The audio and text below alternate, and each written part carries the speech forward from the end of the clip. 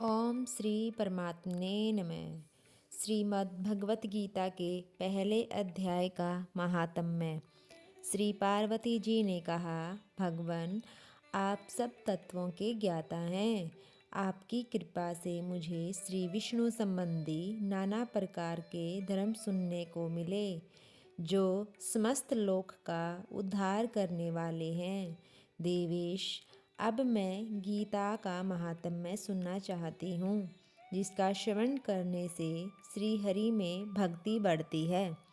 श्री महादेव जी बोले, जिनका श्री विग्रह अलसी के फूल की भांति श्याम वर्ण का है, पक्षीराज गरुड़ ही जिनके वाहन हैं, जो अपनी महिमा से कभी च्युत नहीं होते तथा शेषनाग की सैया पर शयन करते हैं, उन श्री महान भगवान महाविष्णु की हम उपासना करते हैं।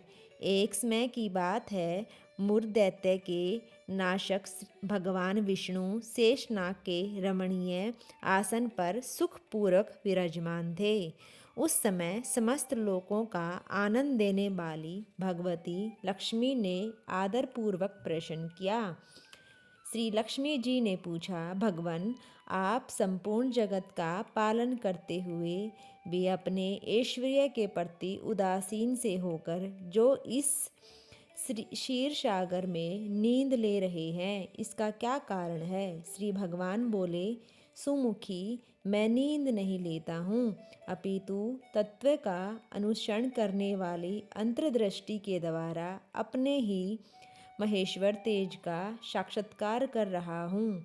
देवी, यह वही तेज है जिनका योगी पुरुष कुशाग्र बुद्धि के द्वारा अपने अंतकरण में दर्शन करते हैं तथा जिसे मीमांसक विद्वान वेदों का सार तत्व निश्चित करते हैं।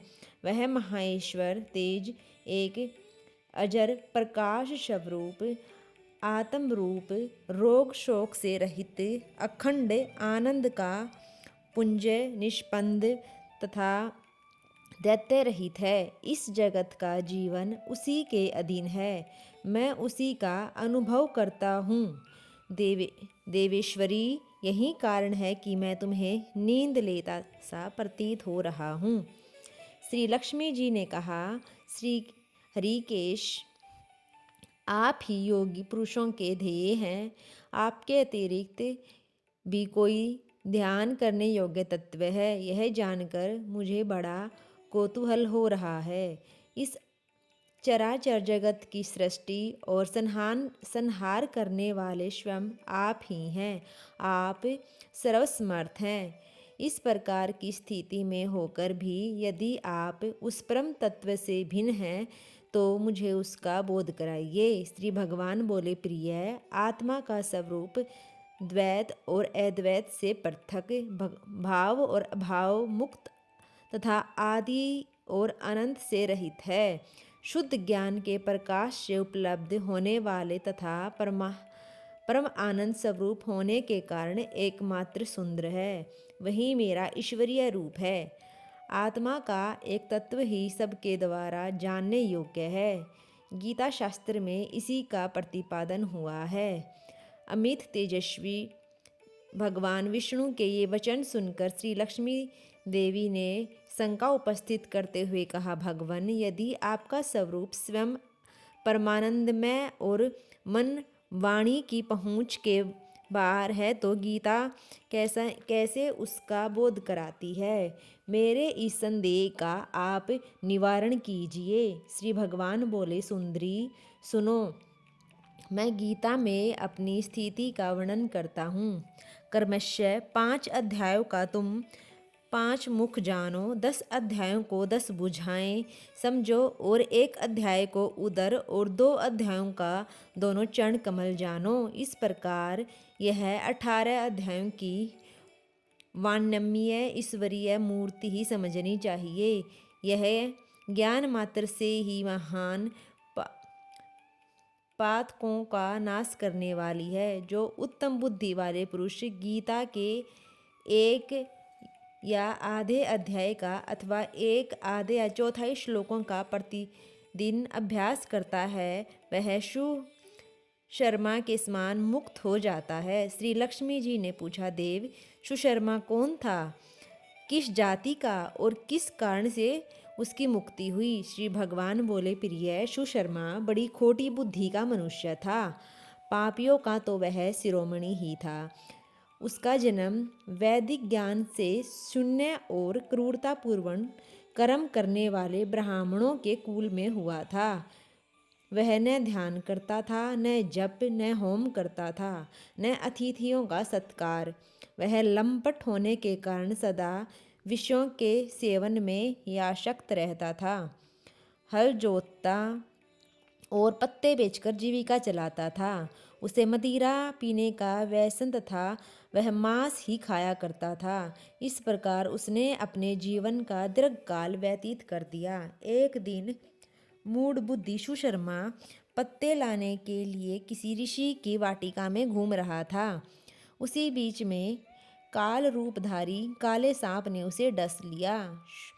सुशर्मा की मृत्यु हो गई। तदंतर वह अनेक कर्मों में वहाँ की यातनाएं भोग कर मृत्युलोक में लौट गया तथा वहाँ बोझ ढोने वाला बैल हुआ। उस समय किसी पुण्य अपने जीवन को आराम से व्यतीत करने के लिए उसे खरीद लिया। बैल ने अपनी पीठ पर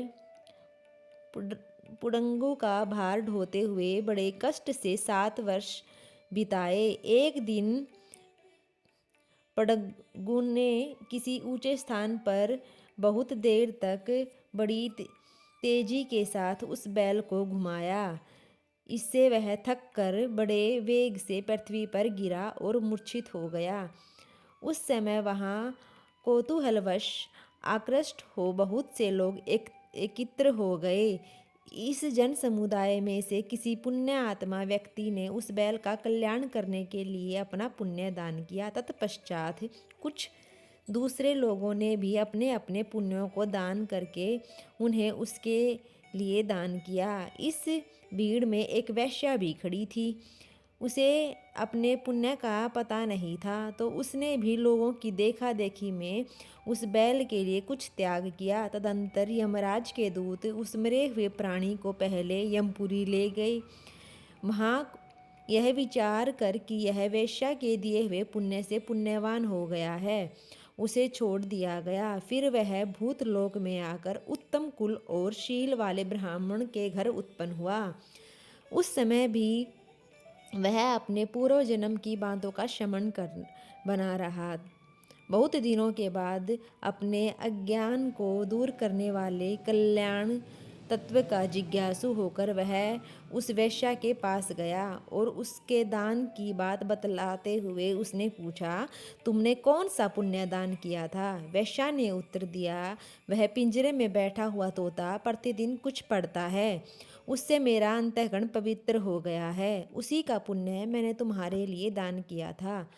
उसके बाद वह दोनों ने तोते से पूछा। तब उस तोते ने अपने पूर्व जन्म का स्मरण करके प्राचीन इतिहास कहना आरंभ किया। शुक बोला, पूर्व जन्म में मैं विद्वान होकर भी विद्वत्ता के अभिमान से मोहित रहता था। मेरा राग द्वेष इतना बढ़ गया था कि मैं गुणवान विद्वानों के प्रति भी ईर्ष्या भाव रखने लगा। फिर समय अनुसार मेरी मृत्यु हो गई और मैं अनेकों घृणित लोकों में भटकता फिरा। उसके बाद उस लोक में आया। सद्गुरु की अत्यंत निंदा करने के कारण तोते के कुल में मेरा जन्म हुआ। पापी होने के कारण छोटी अवस्था में ही मेरी माता पिता से वियोग हो गया। एक दिन मैं ग्रीष्म ऋतु में तपे हुए मार्ग पर पड़ा था। वहाँ से कुछ श्रेष्ठ मुनियों ने मुझे उठा लिया और महात्माओं के आश्रम में ले जाकर भीतर एक पिंजरे में उन्होंने मुझे डाल दिया। वहीं मुझे पढ़ाया गया। ऋषियों के बालक बड़े आदर के साथ गीता के प्रथम अध्याय की आवृत्ति करते थे। उन्हीं से सुनकर भी मैं बारंबार पाठ करने लगा। इसी बीच एक चोरी करने वाले बहेलिये ने मुझे वहाँ से चुरा लिया। तत्पश्चात इस देवी ने मुझे खरीद लिया। यही मेरा वृत्तांत है। जिसे मैंने आप लोगों को बता दिया। पूर्व काल में मैंने इस अध्याय का अभ्यास किया था, जिससे मैंने अपने पापों को दूर किया है। फिर उसी से इस वेश्या का भी अंतःकरण शुद्ध हुआ है, और उसी के पुण्य से ये द्विज श्रेष्ठ सुकर्मा भी पाप मुक्त हुए हैं। इस प्रकार परस्पर वार्तालाप और गीता के प्रथम अध्याय के महात्म्य की प्रशंसा करके वे तीनों निरंतर अपने अपने घर पर गीता का अभ्यास करने लगे। फिर ज्ञान प्राप्त करके वे मुक्त हो गए। इसलिए जो गीता के प्रथम अध्याय को पढ़ता है, सुनता है और अभ्यास करता है, उसे इस भाव सागर को पार करने में कोई कठिनाई नहीं होती। आप सभी का यह गीता का पाठ सुनने के लिए दिल से धन्यवाद। पसंद आए तो चैनल को सब्सक्राइब अवश्य करें। जय श्री कृष्णा।